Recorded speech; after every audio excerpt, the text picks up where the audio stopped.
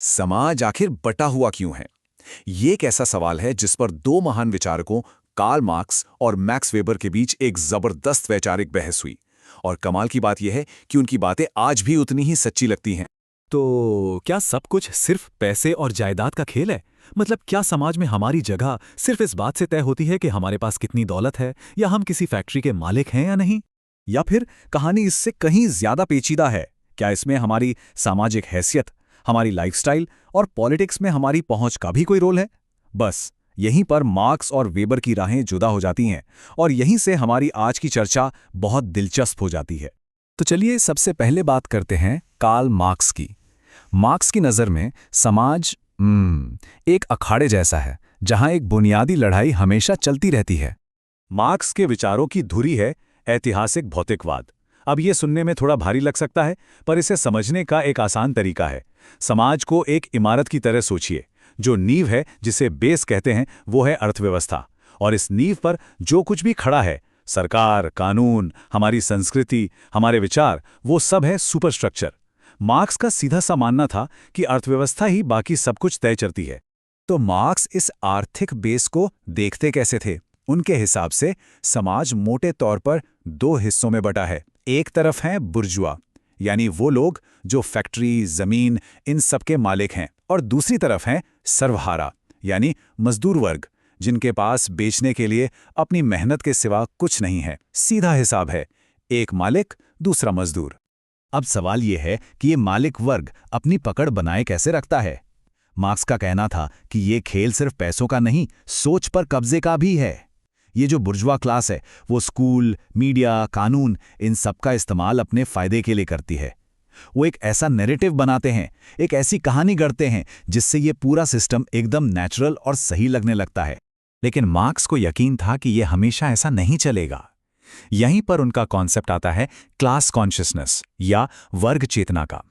ये वो पल है, वो जागृति का क्षण, जब मजदूरों को ये समझ आता है कि उनकी गरीबी उनकी नाकामी नहीं बल्कि इस सिस्टम की देन है। और जब ये एहसास होता है, तब वो सिर्फ एक भीड़ नहीं रहते, बल्कि एक संगठित ताकत बन जाते हैं जो अपने हक के लिए लड़ने को तैयार हैं। और ये जो लाइन है ना, ये मार्क्स की पूरी सोच का निचोड़ है। उनके लिए इतिहास राजा रानियों या बड़े बड़े आइडियाज से नहीं चलता। इतिहास का असली इंजन तो बस एक ही है, इन दो वर्गों के बीच की लड़ाई, उनका संघर्ष। पर यहाँ एक बहुत बड़ा सवाल खड़ा होता है। आज की दुनिया को देखिए, डॉक्टर हैं, मैनेजर हैं, छोटे छोटे दुकानदार हैं, एक बहुत बड़ा मिडिल क्लास है। इन्हें आप कहाँ रखेंगे? क्या ये मालिक हैं या मजदूर? मार्क्स का ये दो क्लास वाला मॉडल इस हकीकत को कैसे समझाएगा? और बस यही सवाल हमें हमारे दूसरे विचारक की तरफ ले जाता है। तो अब एंट्री होती है मैक्स वेबर की। और एक बात साफ कर दूं, वेबर मार्क्स को गलत साबित करने नहीं आए थे, बल्कि उन्होंने मार्क्स के आइडिया को और गहराई दी, उसे और ज्यादा कह सकते हैं 3D बनाया। उनका कहना था कि समाज को सिर्फ एक आर्थिक लाइन पर नहीं बांटा जा सकता। वेबर ने समाज को समझने के लिए 3 पैमाने दिए। पहला है क्लास यानी आर्थिक स्थिति, दूसरा है स्टेटस यानी सामाजिक सम्मान या प्रतिष्ठा, और तीसरा है पार्टी यानी राजनीतिक शक्ति। मतलब सिर्फ पैसा ही सब कुछ नहीं है। पैसा, सम्मान और पावर, ये तीनों मिलकर समाज में किसी की जगह तय करते हैं। अब देखिए, ये मार्क्स से कितना अलग है। मार्क्स के लिए क्लास का मतलब था कि आपके पास फैक्ट्री है या नहीं, सिंपल। लेकिन वेबर के लिए क्लास का मतलब था कि मार्केट में आपके मौके क्या हैं, आपकी स्किल्स, आपकी एजुकेशन, आपकी डिग्री। और इसके साथ ही उन्होंने स्टेटस या प्रतिष्ठा का एक बिल्कुल नया डायमेंशन जोड़ दिया, जिसका लेना देना सामाजिक सम्मान से था। चलिए इस स्टेटस वाली बात को थोड़ा और समझते हैं। सोचिए, एक कोई बहुत अमीर बिजनेसमैन है जिसके पास खूब पैसा है, लेकिन समाज में शायद उससे उतनी इज्जत न मिले जितनी एक कम पैसे वाले प्रोफेसर को मिलती है। ये जो स्टेटस ग्रुप्स होते हैं ना, ये हमारी लाइफस्टाइल से, हमारी एजुकेशन से और हाँ, हमारी जाति या नस्ल से भी बनते हैं।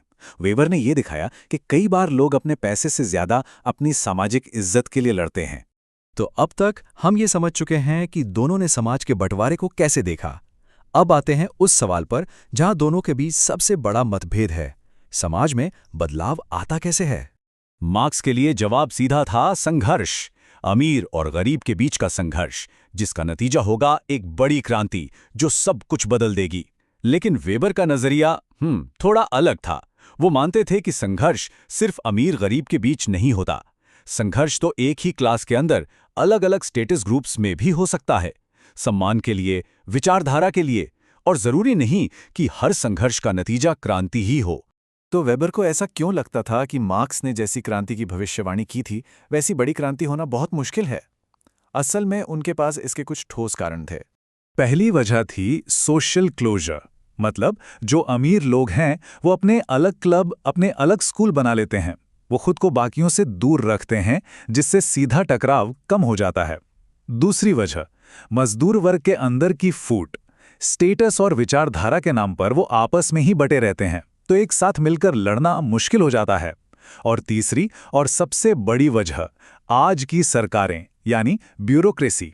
ये सिस्टम इतना मजबूत है कि वो किसी भी बड़े विरोध को मैनेज कर लेता है, उसे हद से बाहर नहीं जाने देता। तो आखिर में ये मार्क्स सही थे या वेबर वाली बात नहीं है। ये असल में दुनिया को देखने के दो अलग अलग चश्मे हैं। मार्क्स हमें वो लेंस देते हैं जिससे हम समाज का आर्थिक इंजन और उसके शोषण को साफ साफ देख पाते हैं। वहीं वेबर हमें याद दिलाते हैं कि इंसान सिर्फ पेट के लिए नहीं लड़ता, वो सम्मान और शक्ति के लिए भी लड़ता है। दोनों को मिला के ही समाज की पूरी तस्वीर बनती है।